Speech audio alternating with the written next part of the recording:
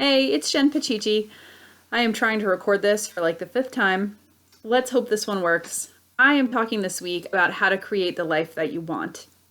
Really, if you boil down every single thing that I talk about all the time, it really comes down to just you creating the life that you want, knowing that you're worthy to do that, knowing how to do it, how to figure out what it is. So this week I am blogging about and talking about here how to actually do it.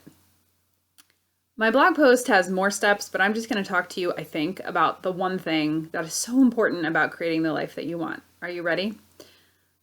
It's to get your mind out of the way.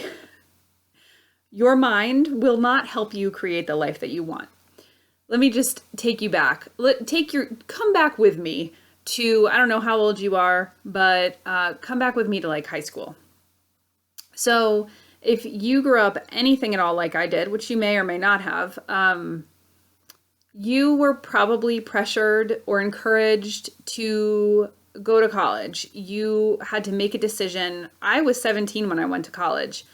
I was supposed to be choosing a major and a school when I was not even in a grown up yet. Not that being a few months older and being 18 would have made a difference, but so you're encouraged from a young age to get good grades so you can go to college, and you're encouraged to go to college so that you can get a good job, and you're encouraged to get this good job so you can have health insurance and benefits. And the idea, sort of the story that's in the ether, even if it's not blatantly spelled out, is that if you get this good job, you'll be able to have the things you want in life and you'll be happy. You'll be able to attract a spouse. You'll be able to afford to have children. Having children will make you happy. Your job will somehow fulfill something in you. So when I started out at college, I knew I liked art. And so I was going to become an art teacher. I mean, I had no clue what the heck to be doing. Not to mention, like, the internet was just starting to become a thing. Like, I went to school in 1997 in college, and we didn't even have the internet at our house yet. I mean, I had my first email address when I went to college finally. So in some ways, I could have never predicted what I'd be doing because it didn't even exist. I did not know like that YouTube would exist. I didn't know that the internet would exist in the way that it did. Like none of this stuff even existed yet. So I just went with like, all right, well, I like art, and that was probably better than what some kids do, which is like, well, my dad told me that if I didn't become a surgeon, I would be disappointing him, or my parents told me that being a lawyer or being a teacher or being fill in the blank, an engineer, was like the right thing to do. So my point in saying all of that is that we all start out with these stories. They're cultural stories. They're stories from our family. Our family also has taken in a lot of just cultural and societal stories. The cultural brew where I grew up in southeastern Connecticut is probably different than the cultural brew where you grew up. The cultural brew where I grew up was very much like, you will go to college, you will do this, you will do that. Where my husband grew up, it was more working class. And so there was still the cultural brew of, you should get a job with a pension. But maybe you go work for the city, maybe you become a cop. Like, it wasn't necessarily like you need to go to college, but the end game was similar. Like, you should be getting this steady job and it's going to make you happy. Raise your hand if you got a steady job, whether or not you went to college, and it made you happy. I noticed that my hand is not raised. I did not finish school to become an art teacher. I switched to graphic design. I worked part-time at a newspaper when I was in college. I never worked full-time in graphic design, ever. I never became an art teacher. I also have a master's in health education. I never took a job in health education. Now, bits and pieces of things that I've learned have served me. I don't think getting a college degree is wrong. I don't think there are really any mistakes. I think they're all learning experiences. But if you are a grown-up and you have found yourself wondering, all right, I'm in this life that I don't really want, how do you create the life that you want? The first thing that you have to do is separate let's call it your essence, from your mind. Because your mind is going to continue to tell you, you can't leave that job, you have a 401k. If you try something new, you might fail. You might ruin your life and the life of your family. Like your mind is going to make this humongous. So this is assuming you have some sort of inkling of what you might like to do. So even if you have an inkling bubbling up, your mind will probably crush it unless you can get your mind out of the way. This does not mean you should quit your job tomorrow,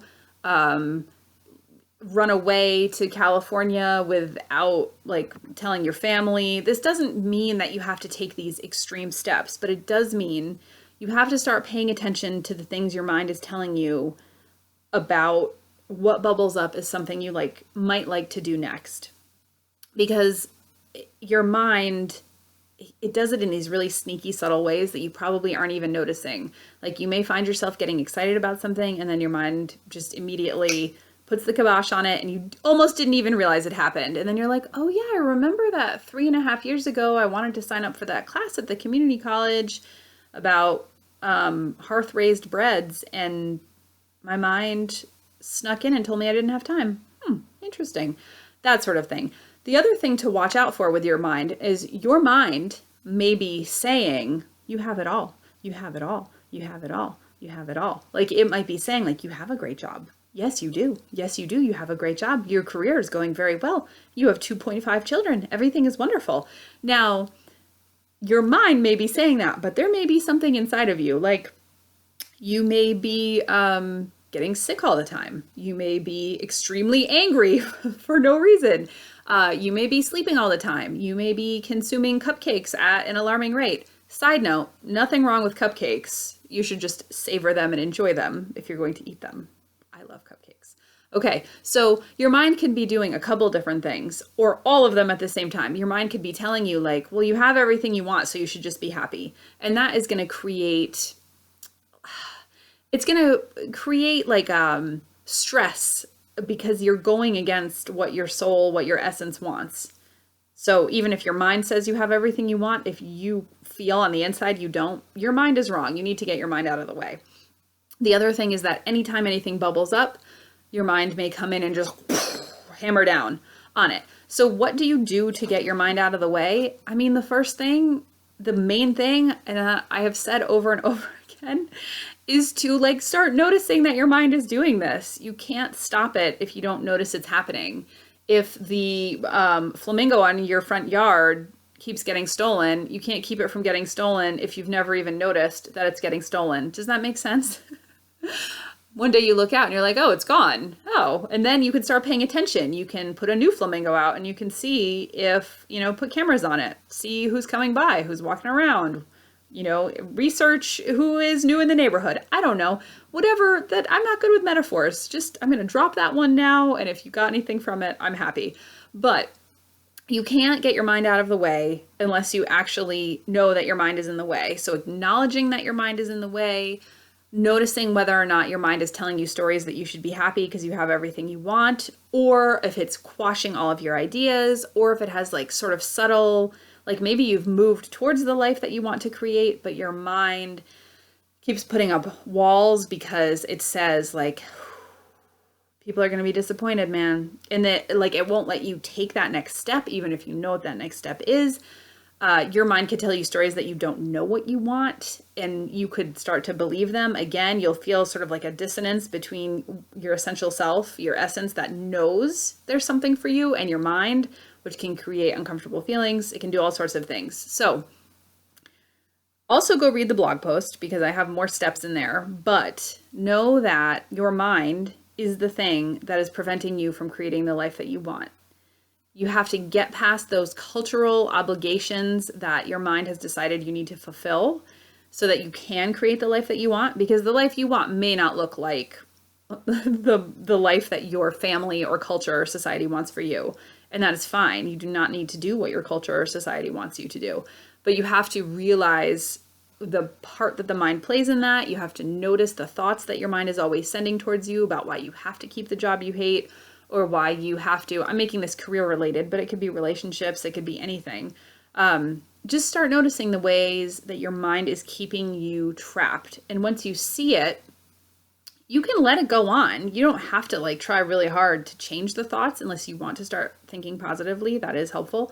But what you can do is you can be like, oh yeah, I see that I'm having that terrible thought again about, launching my skydive instructor course.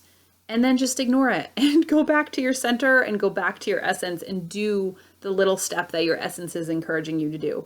Sign up for the website, sign up for the class, make the thing, put the thing out there, start the Instagram account, call the person you used to know who had the skydiving instructor camp.